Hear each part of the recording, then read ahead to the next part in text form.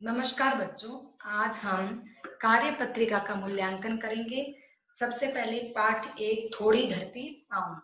तो इस कविता को हमने पढ़ा हुआ है, इसका सार ग्रहण किया हुआ है, प्रश्नोत्तर का अध्ययन भी हमने कर लिया, कक्षा टेस्ट भी हमने दे दिया। तो यह तो हमारे लिए बहुत सरल हो गया ना कि हम इसको कर सकते हैं। आगे देखिए इसके प्रश्नोत्तरों को। प्रश्न नंबर 1, कवि की कल्पना के बगीचे का अपने शब्दों में वर्णन कीजिए। और अपने शब्दों में हमें कवि की कल्पना को बताना है। कवि एक इतनी सी थोड़ी सी धरती को प्राप्त करना चाहता है। कवि कहता है कि मुझे 1 इंच भी कहीं धरती मिल जाए तो मैं वहां पर बाग बगीचा लगाना चाहता हूँ, जहां पर फूलों और फलों से लदे हुए बाग हो, बगीचे हो, कलियां हैं वो महक उठे चारों तरफ, और वहां पर एक जलाशय हो जहां जो हवा है वो इस तरीके से लहराए जैसे वो पानी में डूबकर आ रही हो। कहने का तात्पर्य क्या क्या है कि वहां पर ठंडी ठंडी हवाएं चलती रहे। नेक्स्ट देखिए, निम्नलिखित पंक्तियों को पढ़कर दिए गए प्रश्नों के उत्तर बताइए। आज सभ्यता वैसी वन पेड़ों को काट रही है, जहर फेफड़ों में भरकर हम सबको बांट रही है। इसमें कवि क्या कहना चाह रहे हैं वो हम इन प्रश्नोत्तरों के माध्यम से बताएंगे। प्रश्न नंबर 1, कवि ने सभ्यता को वहशी क्यों कहा है? वहशी का मतलब होता है क्रूर या निर्दयी। आज सभ्यता को कवि ने वहशी और क्रूर इसलिए कहा है क्योंकि सभ्यता अर्थात हम लोग हैं वो आज पेड़ों को निर्मम होकर, क्रूर होकर, निर्दयी होकर पेड़ों को काट रहे हैं। वो बिल्कुल भी है वो परवाह नहीं कर रहे और पेड़ों को क्रूर होकर, निर्दयी होकर पेड़ों को काट रहे हैं, उनकी हत्या कर रहे हैं। इसलिए कवि ने सभ्यता को वहशी कहा है। नंबर ख, फेफड़ों में जहर कैसे भर जाता है? अगर वायुमंडल में प्राणदायिनी ऑक्सीजन की कमी हो जाएगी और कार्बन डाइऑक्साइड की मात्रा बढ़ जाएगी, तो जब हम सांस लेंगे तो हमारे फेफड़ों में कार्बन डाइऑक्साइड की मात्रा अधिक से अधिक चली जाएगी, जिसके कारण हमारे फेफड़ों में जहर भर जाएगा। अर्थात कार्बन डाइऑक्साइड हमारे शरीर के लिए जहर के समान है। आगे देखिए ग, हम सबको बांट रही है। सबक नहीं है यहाँ पर, सबको कर लेना। हम सबको बांट रही है। क्या बांट रही है हम सबको? प्रकृति हम सबको सबको बांट रही है। सब प्रकृति हम सबको क्या बांट रही है? हम सबको जहर बांट रही है। किस रूप में? दूषित हवा के रूप में, कार्बन डाइऑक्साइड के रूप में प्रकृति हमें जहर बांट रही है। आगे देखिए प्रश्न नंबर 3, कवि ने बच्चों से क्या विनती की है और क्यों? कवि ने बच्चों से यह विनती की है कि हमें पेड़ों के साथ आगे बढ़ना चाहिए, पेड़ों के संग संग बढ़ना चाहिए, पेड़ों की डालियों के साथ हमें झुकना सीखना चाहिए और हमेशा हरियाली, जिस प्रकार पेड़ हरे भरे रहते हैं उसी तरीके से हमें भी हमेशा मुस्कुराते हुए रहना चाहिए। आगे देखिए प्रश्न नंबर 4, निम्नलिखित वाक्यों में से उद्देश्य पहचान कर लिखिए। सबसे पहले तो ये देखिए उद्देश्य होता क्या है। जब हम वाक्य में जिस व्यक्ति या वस्तु के बारे में कोई बात कर रहे हैं तो वो व्यक्ति या वस्तु क्या होगा? उद्देश्य। और बाकी सारा वाक्य क्या होगा? विधेय। जैसे हम इंग्लिश में पढ़ते हैं सब्जेक्ट और प्रेडिकेट। आ गया समझ में? आगे देखिए क, राधा अपना काम कर रही है। अंडरलाइन लगा देना, उद्देश्य के नीचे अंडरलाइन लगा लो। जैसे यहाँ पर राधा है वो क्या होगा? उद्देश्य। ठीक है, क्योंकि राधा अपना काम करे तो राधा उद्देश्य। नंबर 6 में देखिए बच्चे और पेड़, ये दोनों क्या हो गए? बच्चे और पेड़ क्या हो गए? उद्देश्य होते गए, क्योंकि ये दोनों ही दुनिया को हरा भरा रखते हैं। नंबर गए देखिए, वे भोले, कौन? शिशुओं की तरह कौन रोते हैं? वे भोले शिशुओं सा रोते हैं। आगे देखिए घ, पुलिस ने गोली चलाई, तो इसमें पुलिस हो जाएगा अपने उद्देश्य। तो यहाँ पर जहां पर हमने अंडरलाइन लगाई है वो सारे अंडरलाइन वाले शब्द क्या होंगे? उद्देश्य होंगे। नेक्स्ट देखिए, नीचे दिए गए शब्द समूह में से अकर्मक तथा सकर्मक क्रियाओं को अलग करके लिखिए। सबसे पहले तो देखिए अकर्मक क्रियाएं क्या होती है? जहां पर कर्म नहीं होता, और क्रिया का प्रभाव किस पर पड़ता है? कर्ता पर, करने वाले पर। सकर्मक क्रिया में क्या होता है? कर्म होता है। तो यहाँ नीचे देखिए मैं आपको अकर्मक क्रियाओं के ऊपर सर्कल बना के दे रही हूँ, तो जो सर्कल बना रही हूँ तो अकर्मक क्रिया है, बाकी जो बची हुई है वो सब क्रियाएं क्या होगी, सकर्मक क्रिया होगी। देखिए उठना, उठना शब्द के ऊपर सर्कल लगाओ, ये क्या होगी, अकर्मक क्रिया, यानी हम उठते हैं, यानी उठना हमारा काम है वो उठना, तो वहां पर कोई दूसरा कर्म नहीं है, ये अकर्मक क्रिया होगी। नेक्स्ट देखिए आना, आना क्या होगी, अकर्मक क्रिया। जागना, वह जाग गया, तो यहाँ पर कोई दूसरा कर्म नहीं है, तो क्या होगा, अकर्मक क्रिया होगी। कार्य का सीधा फल किस पे पड़ रहा है, कर्ता पर। जाना, ये भी क्या होगी, अकर्मक क्रिया। अब देखिए खरीदना, सुनाना, भेजना, लिखना, देखना, पढ़ना, ये सब क्या होगी, सकर्मक क्रियाएं होगी। आइए देखिए पाठ 2, छोटा जादूगर। यह नाटक भी हमने पढ़ा था, जयशंकर प्रसाद जी का नाटक है, बहुत अच्छा नाटक है।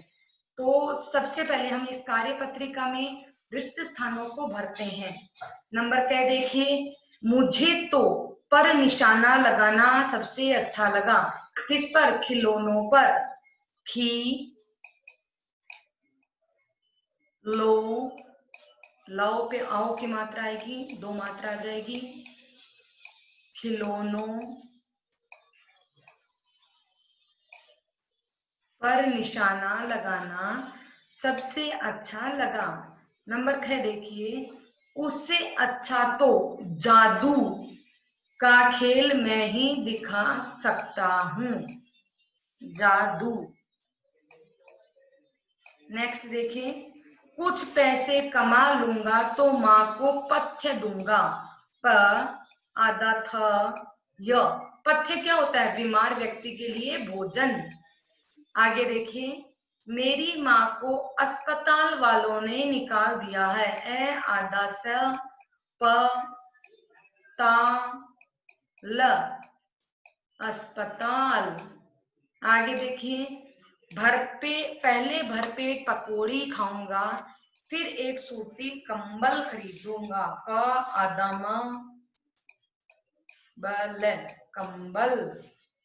ये देखिए क के ऊपर बिंदी लगी हुई है, जो हमें मैं आधा मैं होने का साइन बता रही है, ठीक है। आगे देखिए प्रश्न नंबर 2, छोटा जादूगर के चरित्र की कुछ विशेषताएं लिखिए। तो हमें बताना है कि छोटा जादूगर कैसा था। छोटा जादूगर साहसी था, कर्तव्य परायण था, अपनी जिम्मेदारी उठाने वाला था, देशभक्त था, जोशीला था और उत्साह वाला बच्चा था। तो ये सब क्या था, छोटे जादूगर की विशेषताएं थी। निम्नलिखित शब्दों का उचित मिलान कीजिए। अब हमें इसमें क और इनको मिलाना है, सामने जो लिखे हुए इनसे।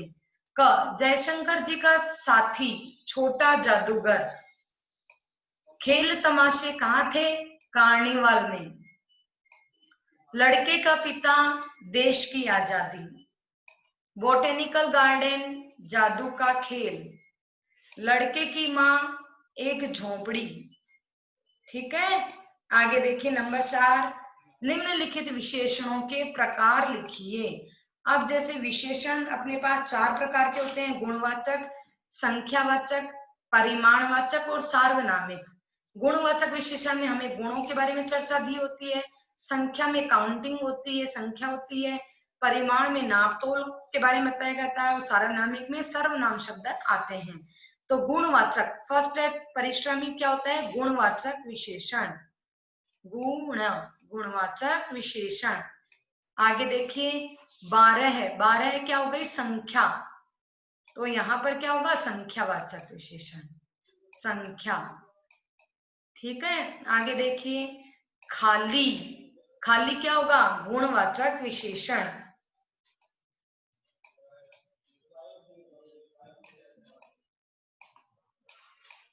आगे देखिए ठंडा, यह भी क्या होगा, गुणवाचक विशेषण।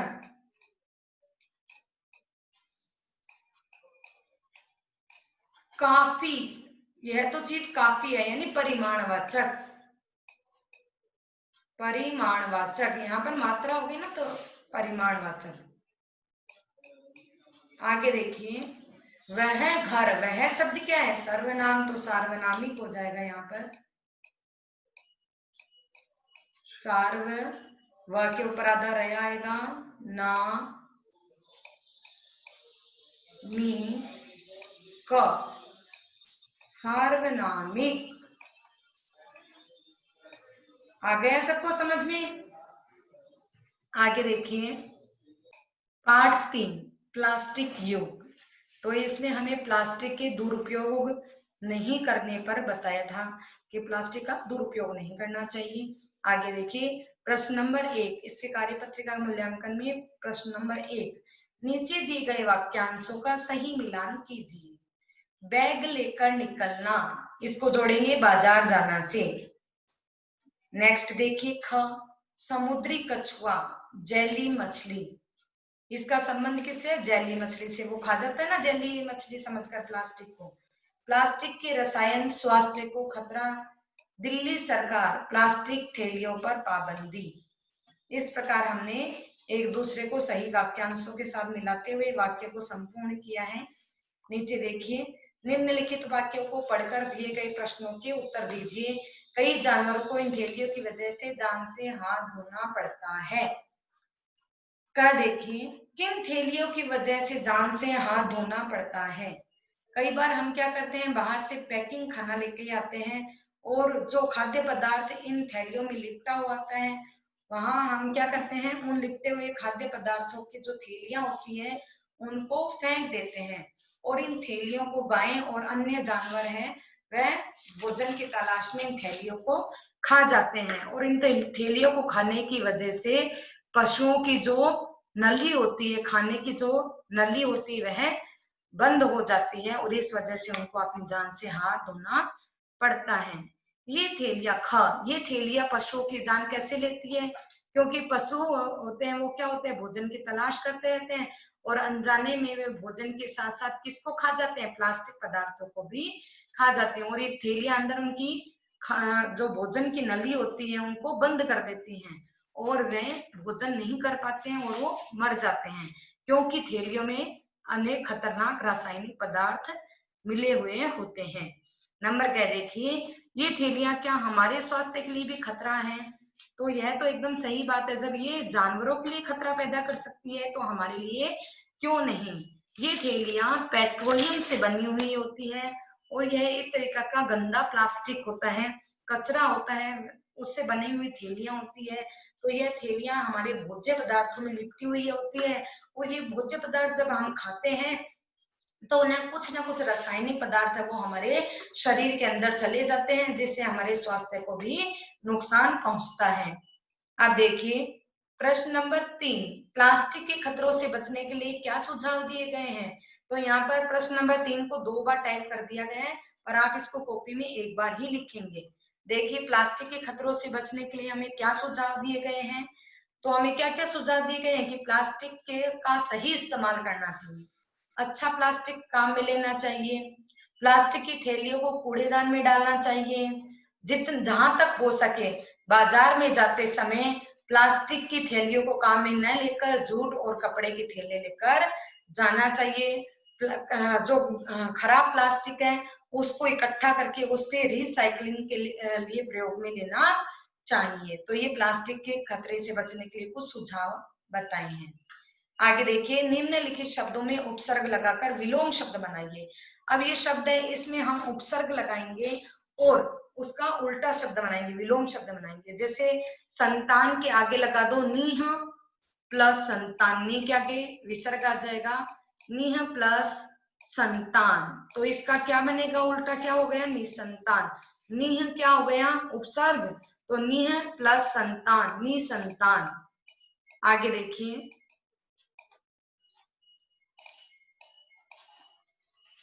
शिक्षित, शिक्षित में ए जोड़ा तो ए प्लस शिक्षित, अशिक्षित, यानी शिक्षित पढ़ा लिखा, अशिक्षित का मतलब अनपढ़। शुद्ध, अ प्लस शुद्ध, शुद्ध का उल्टा क्या हो गया, अशुद्ध। मान, अप प्लस मान, अपमान करना। अन प्लस एक, अनेक, यानी एक का मतलब होता है एक, अनेक का मतलब होता है खूब सारे। तो ये एक की जो मात्रा है वो न के ऊपर चढ़ जाएगी तो क्या बन जाएगा, अनेक। आगे देखिए प्रश्न नंबर 5, 4 वाक्य बनाइए जिनमें निपात का प्रयोग किया गया हो, निपात को रेखांकित भी कीजिए। अब देखें निपात हमने बुक एक्सरसाइज में भी किया था कि जब कोई वाक्य हम लिखते हैं तो उसमें हमें जो समय किसी चीज के यहाँ ऊपर हम जोर देते हैं तो वहां पर जो जोर देने वाला शब्द, जो बल देने वाला शब्द होता है वो क्या होता है, निपात होता है। तो आइए देखिए निपात से संबंधित वाक्य, जैसे राधा भी मेरे साथ चलेगी, राधा भी मेरे साथ चलेगी। तो इसमें क्या है, भी है ना, भी शब्द क्या होगा, निपात। जैसे राधा भी मेरे साथ चलेगी, तो राधा के पास में जोड़ दिया कि भी, यानी ये भी मेरे साथ चलेगी। नेक्स्ट देखिए, तुम कब तक जाओगे, तुम कब तक, तो ये तक शब्द है वो ज्यादा जोर दे रहा है। ऐसे ही बोल दे कि तुम कब जाओगे तो इतना जोर नहीं लग रहा। तुम कब तक यानी उसमें समय पूछ लिया कि कितनी देर में जाओगे, तो तक शब्द पे ज्यादा जोर है, तो यहाँ पे निपात होगा। तुम ही मेरा काम कर सकते हो, तो ही शब्द पर जोर आया कि तुम ही कर सकते हो मेरा काम, तो उस व्यक्ति के ऊपर ही ज्यादा जोर दिया कि तुम ही मेरा काम करने में सक्षम हो। नेक्स्ट देखिए, कहानी पढ़ना भर नहीं है, उसे याद भी करो। तो यहाँ पर इस वाक्य में हमने दो निपात शब्द यूज में, एक तो भर और एक है भी। जैसे कहानी पढ़ना भर नहीं है या उसे याद भी करो, तो भी और भर ये दोनों निपात हमने यहाँ पर काम में लिए हैं। तो इस प्रकार आपको सारा व्याकरण के साथ साथ हमने प्रश्नोत्तरों को भी वापस रिवाइज कर लिया है। तो हमारे प्रश्नोत्तर के साथ साथ हमारे चैप्टर भी मूल्यांकन हो गया है। तो उम्मीद करती हूँ आपको समझ में आ गया होगा। अब ये तीनों मूल्यांकन पत्र आप अपनी कॉपी में करेंगे और सुंदर लेखन के साथ। धन्यवाद।